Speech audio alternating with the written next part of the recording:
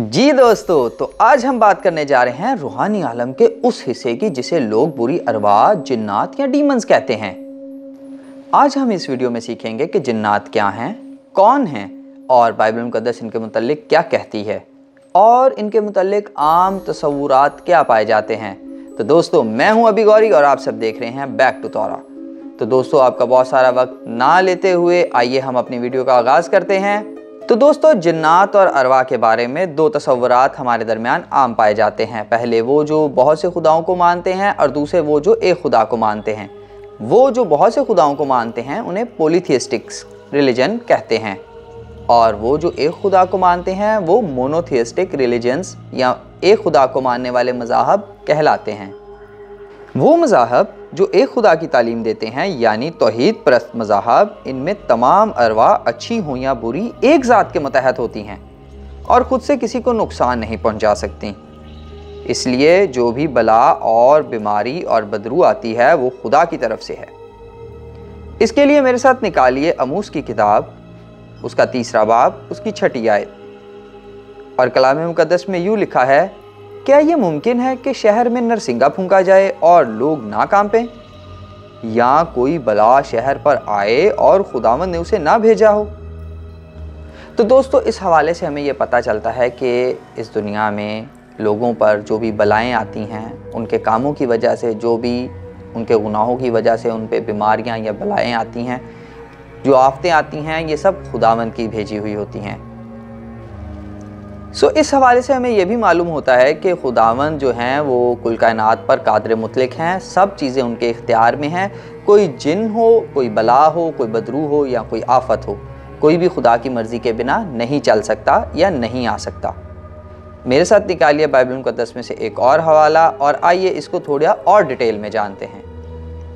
इसकी एक बहुत खूबसूरत मिसाल पहला सलातीन उसका 22वां बाब, उसकी 19 से 22 आयत तक। और खुदावंद ने फरमाया, कौन अखीब को बहकाएगा ताकि वो चढ़ाई करे और रामात जलाद में खित आए। तब किसी ने कुछ कहा और किसी ने कुछ, लेकिन एक रूह निकलकर खुदावंद के सामने खड़ी हुई और कहा, मैं उसे बहकाऊंगी। खुदावंद ने उससे पूछा, किस तरह? उसने कहा, मैं जाकर उसके नबियों के मुंह में झूठ बोलने वाली रूह बन जाऊंगी।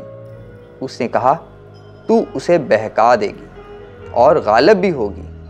रवाना हो जा और ऐसा ही कर। दोस्तों, हमें एक और वाक़या ये मिलता है जिसमें एक रूह जाती है और अखीब के नबियों के मुंह में झूठ की रूह बन जाती है, यानी कि उनसे झूठ बुलवाती है और उसको कामयाब होने का इख्तियार खुदावंद बारी ताला की तरफ से मिलता है। आइए मेरे साथ एक और हवाला देखिए। एक और वाक़या पर हम नज़र डालते हैं और ये वाक़या है बुज़ुर्ग साउल का वाक़या। और लिखा है कि खुदावंद की तरफ से साउल को एक बुरी रूह आकर सताने लगी। दोस्तों, जबकि दूसरे अध्याय में जहाँ एक से ज़्यादा खुदाओं का तस्वर पाया जाता है, वहाँ पर डीमन एक ऐसी एंटिटी है जो कि खुदा से थोड़ी कमतर है, मगर वो एक ताकतवर एंटिटी है और वो अपनी आज़ाद मर्ज़ी के साथ कुछ भी कर सकती है और वो किसी को फ़ायदा और नुकसान भी पहुंचा सकती है। ऐसे अध्यान जो हैं वो पॉलीथियस्टिक अध्यान कहलाते हैं, पॉलीथियस्टिक रिलीजन्स कहलाते हैं, जिनमें एक से ज़्यादा खुदाओं का तस्वर पाया जाए। तो दोस्तों, इन जिन्नात और इन अरवाह के मुतालिक आइए कुछ और जानने की कोशिश करते हैं। और बाइबल मुकद्दस में से निकालिए मेरे साथ एक और हवाला जो कि है इस्तिस्ना की किताब, उसका 32वां बाब और उसकी 17वीं आयत। और देखते हैं कि कलाम मुकद्दस में इनके मुतालिक क्या लिखा है। उन्होंने जिन्नात के लिए जो खुदा ना थे बल्कि ऐसे देवताओं के लिए जिनसे वो वाकिफ ना थे, यानी नए नए देवताओं के लिए जो हाल ही में जाहिर हुए थे, जिनसे उनके बाप दादा कभी डरे नहीं, कुर्बानियाँ की। मेरे अजीज़ों, जब हम इस आयत को इब्रानी ज़ुबान में देखते हैं तो यहाँ पर जो लफ्ज़ जिन्नात और देवताओं के लिए इस्तेमाल किया गया है वो है शद्दीम और इसके मानी हैं जिन्नात के लिए, और ये जमा के सीगे में इस्तेमाल हुआ है और इसका स्ट्रॉन्ग कोड है H7700। इसको अंग्रेज़ी ज़ुबान में डीमन और उर्दू में जिन्नात तर्जुमा किया गया है। सो मेरे अजीज़ों, मेरे साथ एक और हवाला निकालिए जो कि है ज़बूर 106 और उसकी 37वीं आयत, और देखते हैं कलाम मुक़द्दस यहाँ पर इन जन्नात और अरवा के मुताल्लिक़ क्या फरमाते हैं।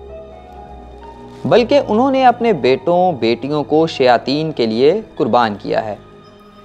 मेरे अजीज़ों, जब इस आयत को भी हम इब्रानी ज़ुबान में देखते हैं तो हमें मालूम होता है कि यहाँ पे जिस लफ्ज़ का तर्जुमा शयातीन किया गया है, इब्रानी में वो लफ्ज़ शदीम है।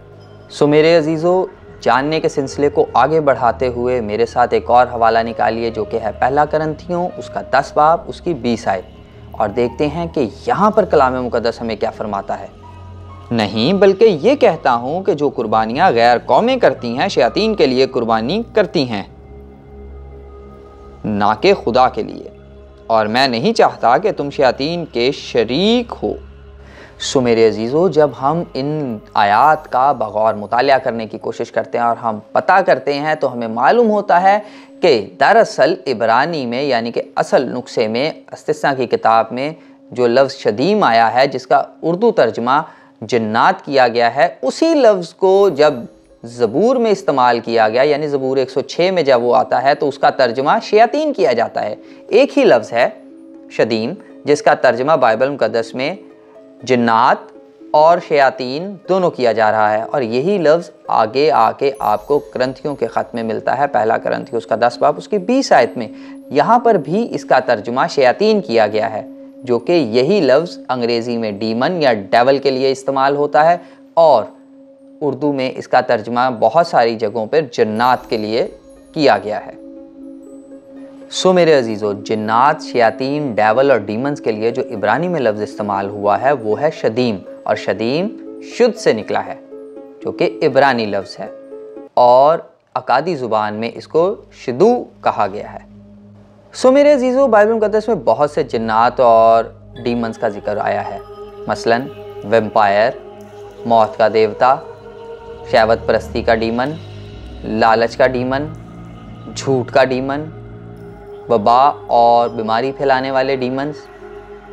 सो मेरे अजीज़ों, मज़ीद जानने के लिए मेरे साथ निकालिए एक और हवाला जो कि अहबार की किताब बाइबल मुक़द्दस की तीसरी किताब है, उसका 17वां बाब और उसकी 7वीं आयत, और आइए देखते हैं कि यहाँ पर बाइबल मुक़द्दस हमें इन डीमंस और जिन्नात के बारे में क्या बताती है। और कलाम मुक़द्दस में ये लिखा है, और आइंदा कभी वो उन बकरों के लिए जिनके पैरों होकर वो ज़नाकार ठहरे हैं अपनी कुर्बानियाँ ना गुजरानेंगे, उनके लिए नस्ल दर नस्ल ये दायमी कानून होगा। सो बाइबल मुक़द्दस की हमने ये जो आयत पढ़ी है, जब हम इसको इब्रानी में देखते हैं तो हमें पता चलता है कि जहाँ पर लफ्ज़ बकरों आया है, एक्चुअली वहाँ पर इब्रानी में लफ्ज़ से इरीम आया है, जिसको उर्दू में तर्जुमा बकरों किया गया है।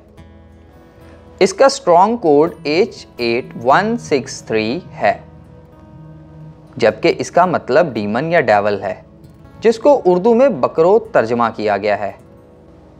जब हम मज़ीद जानते हैं तो हमें ये पता चलता है कि इब्रानी में जहाँ पर से इरीम आया है उसके मानी हेरी डीमंस हैं, यानी कि ऐसा डीमन जो बालों वाला हो, जिसके पूरे जिस्म पर बाल हों, और ज़माना कदीम में ये ऐसे हेरी डीमंस पूजे जाया करते थे।